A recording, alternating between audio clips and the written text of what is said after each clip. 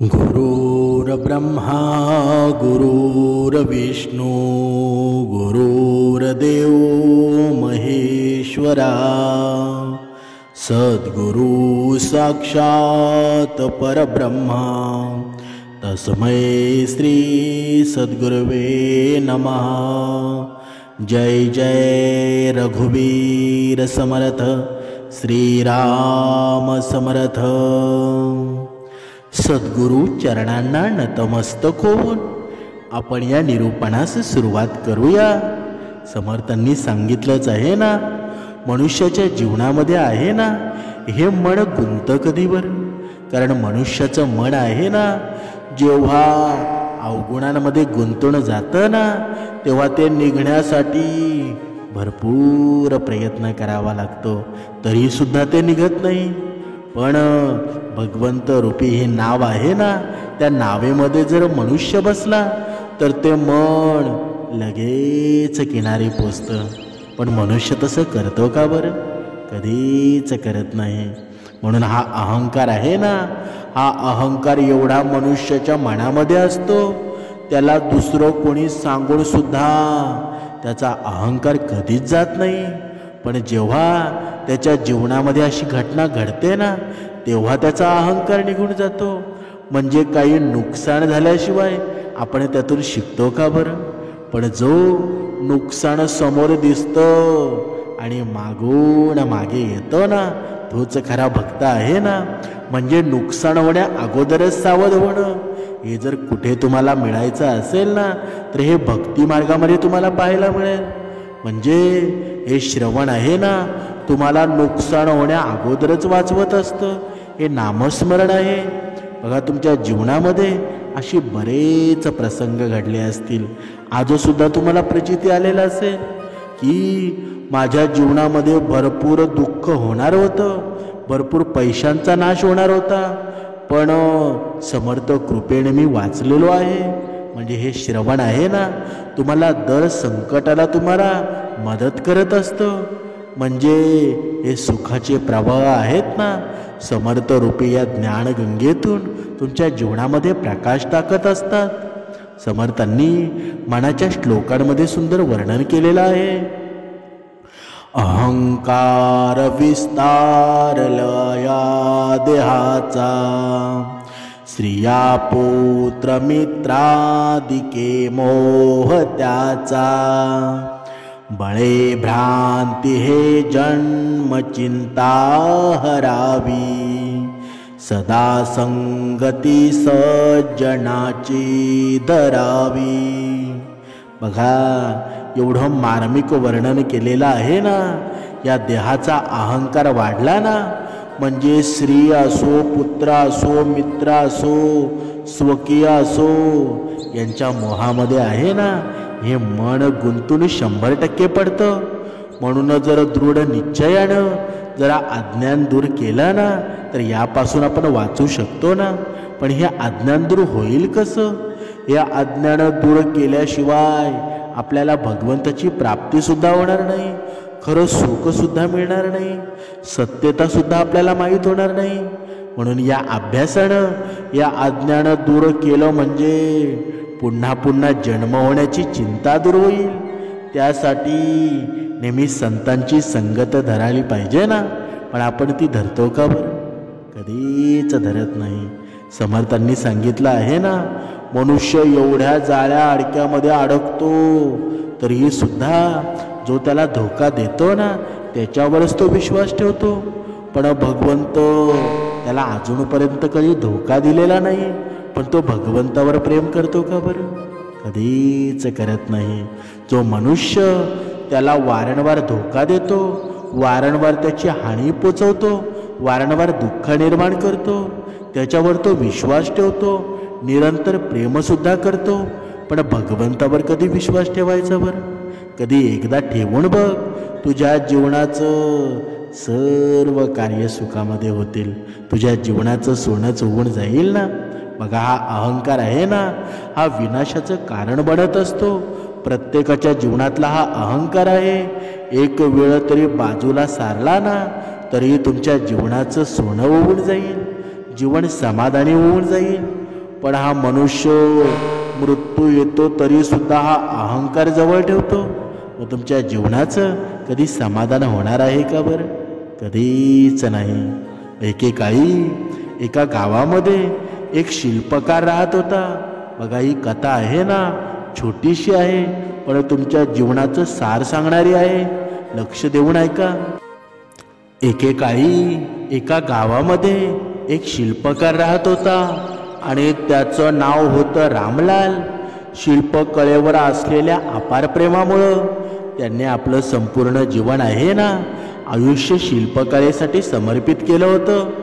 पण त्यामुळे तो इतका पारंगत झाला होता ना की त्यानं बनवलेली प्रत्येक मूर्त होती ती प्रत्येक मूर्त जिवंत वाटत होती.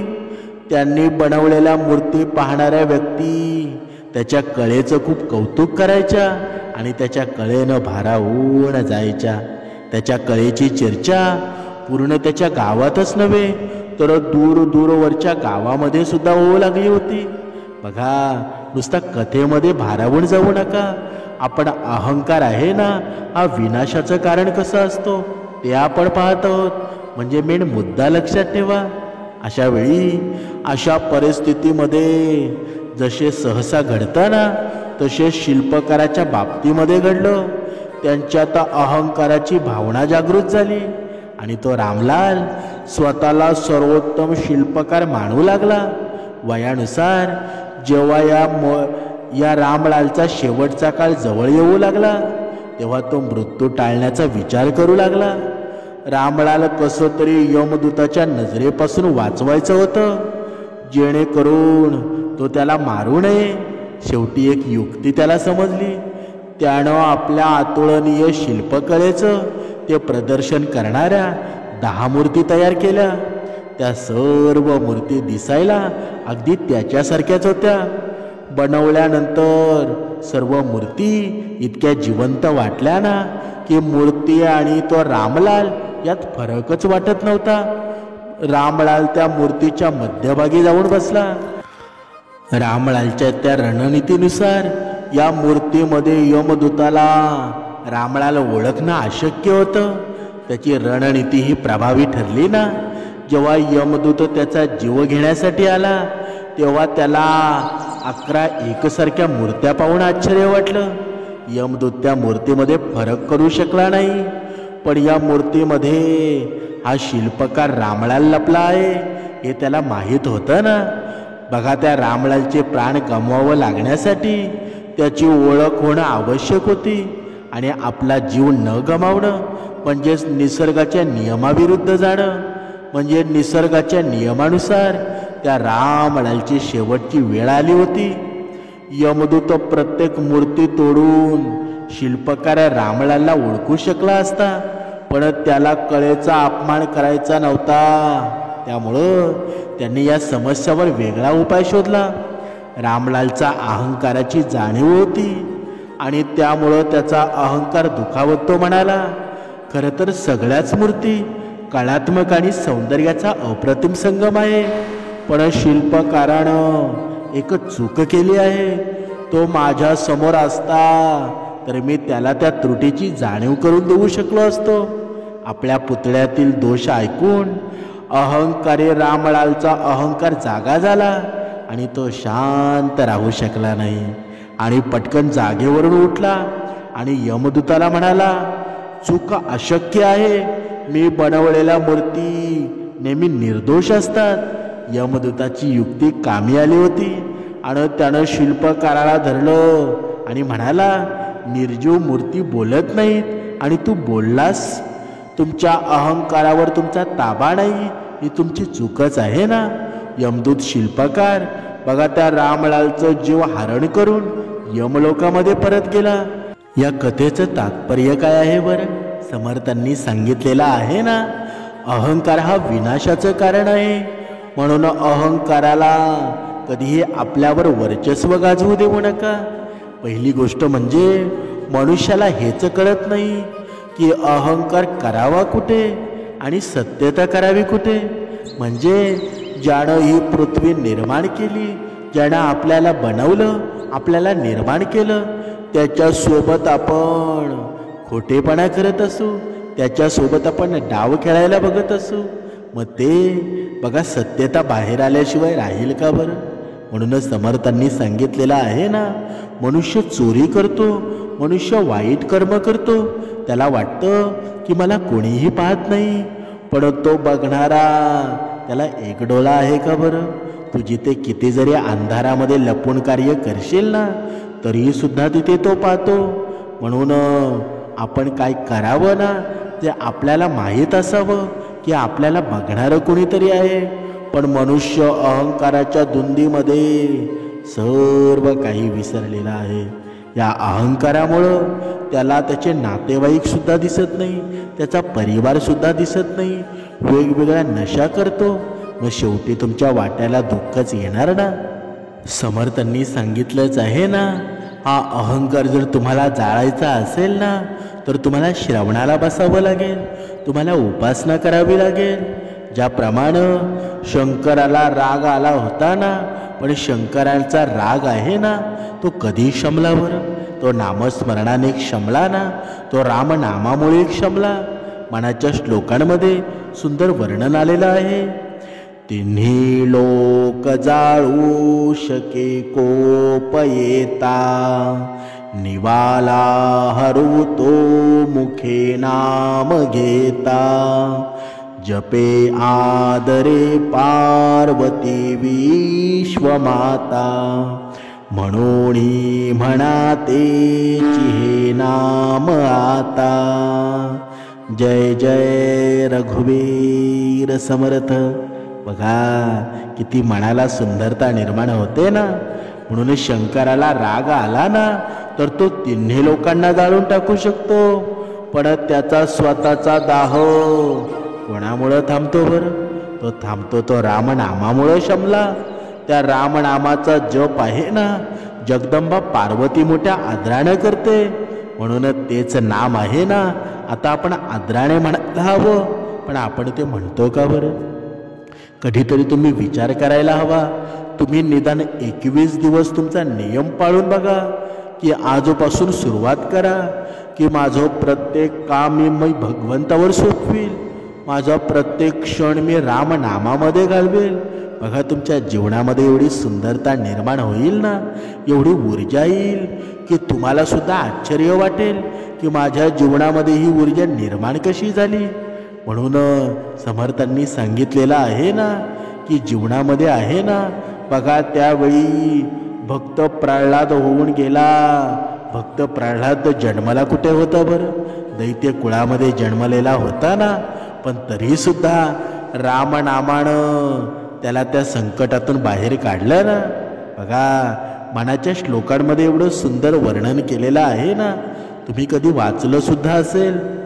महाभक्त प्रल्हाद हा दैत्य कोळी, जपे रामनामावळी नित्य काळी. पिता पापरूपी तया देखवेना, जनी दैत्य तो नाम मुखे म्हणेना. म्हणजे हा महान भक्त प्रल्हाद होता ना, त्याचा दैत्यकुळामध्ये जन्मला. म्हणजे परंतु तो सदा सर्वदा रामनामाचा जपच करत होता ना. त्याचा बाप हिरण्यकश्यपू हा अत्यंत पापी होता, तो अवगुणी होता. त्यानं किती भस्माचार चालवला होता ना. त्यानं स्वतः कधी नामस्मरण केलं नाही, आणि प्रल्हादानं केलेलं नामस्मरण त्याला कधी पाहवत होतं का बरं? कधीच नाही. आपण कधी कधी म्हणतो ना, की माझ्या बापाकडे पैसा असता तर मी भरपूर श्रीमंत झालो असतो. म्हणजे आपण कधी कधी आपल्या आईबापाला दोष देत असतो की मी गरीब का आहे बरं, किंवा माझ्या जीवनामध्ये मी बदनशीब का आहे बरं. माझा बाप गरीब होता, मला चांगलं शिक्षण दिलं नाही. पण कधीच बापाला दोष देऊ नका. हा बाप आहे ना, बाप तो बापच असतो. प्रल्हादाच्या जीवनामध्ये एवढा बाप वाईट होता, तरीसुद्धा तो सद्गुणीत जन्माला ना. त्याच्या जीवनामध्ये त्याने रामनामाचा संयम केला, रामनाम धारण केलं. या रामनामाच्या नामस्मरणानं तो देवरूपालाच पोचला ना. म्हणून आपल्या आईबापाला कधी दोष देऊ नका. तुमचे आईबाप जरी गरीब असले ना तरी हे पूर्ण आयुष्य आहे ना ते तुमच्या हातामध्ये आहे. नशिबाला कधी दोष देऊ नका. सर्व काही आपल्या हातामध्ये आहे. आपण नशिबाला दोष देत राहिलो ना तर जीवनामध्ये अंधकाराशिवाय दुसरं काहीच येणार नाही. कारण का बरं? कारण आत्मविश्वास आहे ना, आत्मविश्वासाने केलेलं काम आहे ना, मनुष्याला कधीच अधोगती निर्माण करू शकत नाही, कधीच दुःख आणत नाही. म्हणून भरपूर मेहनत करा. तुमच्या जीवनामध्ये येणारा क्षण आहे ना तो भगवंताच्या कृपेनंच येत असतो. म्हणून भगवंताचं नामस्मरण कधी विसरू नका. बघा, एके दिवशी एक कुत्रा जंगलामध्ये रस्ता चुकलेला असतो. बघा, आत्मविश्वास असतो ना तो काय असतो ते आता आपण पाहूया. एके दिवशी एक कुत्रा जंगलामध्ये रस्ता चुकलेला असतो आणि तेवढ्यामध्ये त्याला एक सिंह त्याच्याकडे येताना दिसतो. कुत्र्याला खूप भीती वाटू लागते. बघा, आपण घरामध्ये जरी सिंहाची बात काढली ना, बघा कोणी म्हणालं सिंह आला, वाघ आला, तरी सुद्धा आपल्या मनामध्ये धडकी भरते. कारण का बरं? कारण त्याची दहशतच तशी आहे. त्याप्रमाणे तेवढ्यात त्याला एक सिंह त्याच्याकडे येताना दिसला. कुत्र्याला खूप भीती वाटू लागते आणि आता माझं सर्व काही संपलं, आता मी मरणार आहे असा तो मनामध्ये विचार करू लागतो. त्यानं इकडं तिकडं पाहिलं तर तिथे काही हाडे पडलेली होती. ते तिला हाडे पाहून त्याच्या मनामध्ये कल्पना आली. तो सिंह आलेला पाहून कोरडी हाडे चघळू लागला आणि जोराने बोलू लागला, खूपच मस्त होती ही मेजवानी, अजून एक असाच सिंह मिळाला पाहिजे, मग माझे पोट भरेल. आणि कुत्र्यानं एक ढेकर दिला. हे ऐकून सिंह थोडा घाबरला आणि विचार करू लागला, हा कुत्रा सिंहाची शिकार करतो, आपण आता या कुत्र्यापासून आपला जीव वाचवायला हवा. असं म्हणून तो पळून गेला. परंतु झाडावर एक माकड हे सर्व काही पाहत होता. त्याला वाटलं आता आपल्याला चांगली संधी आहे. ही सर्व हकीकत सिंहाला सांगितली ना तर सिंह आपल्याला बक्षीस देईल. म्हणून तो सिंहाच्या मागे पळू लागला. सिंहाच्या मागे माकड गेलेलं कुत्र्यानं पाहिलं. आता हे माकड जाऊन सिंहाला काहीतरी सांगणार याची जाणीव कुत्र्याला झाली होती. बघा, दुसरीकडं माकडानं सिंहाला सर्व कथा सांगितली. कुत्र्यानं सिंहाला कसं मूर्ख बनवलं ना हे ऐकून सिंह जोरामध्ये गर्जना करत म्हणाला. कारण सिंहाला सुद्धा आश्चर्य वाटलं होतं की मला एका एवढ्या छोट्याशा प्राण्यानं गंडवलं, असं केलं ना त्या कुत्र्यानं मला फसवलेलं आहे. चल तू माझ्या बरोबर, मी आता त्याला संपून टाकतो. आणि सिंहानं माकडाला पाठीवर बसवलं आणि तो तेथून निघून गेला. सिंह खूप रागाने भरलेला होता आणि कुत्र्याच्या दिशेनं चालू लागला. कुत्र्यानं सिंह आपल्याकडे येत असलेलं पाहून परत त्याला भीती वाटली. परत त्याच्या पुढे जीवाचा धोका निर्माण झाला होता. परत त्याच्या पुढे त्याला निर्माण झालेली ती भीती आहे ना त्याला वारंवार सांगत होती, तू घाबरू नकोस, कारण नशीब तुझ्या सोबत आहे, तू फक्त धीर खा, आत्मविश्वास धर. परत कुत्र्यानं पुन्हा एकदा हिंमत दाखवली. त्यानं सिंहाकडे पाठ फिरवून बसला आणि जोरात बोलायला लागला. ही माकडं कुठे मेली काय माहिती त्यांना, कारण त्यांना जाऊन 1 तास पूर्ण झाला होता, अजून सिंहाला जाळ्यात पकडू शकली नाहीत. हे ऐकून सिंहानं माकडावर एक वार केला आणि त्याला मारलं आणि मागच्या मागं पळून निघून गेला. बघा, या कथेचं तात्पर्य काय आहे बरं? आपल्या बुद्धीच्या जोरावर आहे ना, आत्मविश्वासानं कुत्र्यानं स्वतःचा जीव 2दा वाचवला. म्हणजे ज्याप्रमाणे माकडानं बघा त्या कुत्र्याचं बघा पूर्ण बिंग फोडण्याचं काम सिंहाकडे केलं ना, पण त्याचाच डाव त्याच्यावर उलटला ना. म्हणजे ही हुशारी आहे ना ती आत्मविश्वासानं येत असते. म्हणून आत्मविश्वासानं केलेलं काम आहे ना, तुमच्यासमोर कितीही दुःखाचा डोंगर असू द्या, पण समर्थ रूपी हे नामस्मरण आहे, तुम्हाला कधीच खाली पडू देणार नाही. तुमचा जिवंतपणा आहे ना, बघा तुम्हाला काहीही येत नसू द्या, पण पवित्र मनाने केलेली भक्ती आहे, पवित्र मनाने केलेलं श्रवण आहे, तुम्हाला कधीच हरवू देणार नाही. म्हणून कधी आत्मविश्वास हरवून देऊ नका. भगवंतावर श्रद्धा ठेवा, भगवंतावर विश्वास ठेवा. तुमच्या जीवनामध्ये जे काही होईल ना, ते चांगलंच होणार आहे.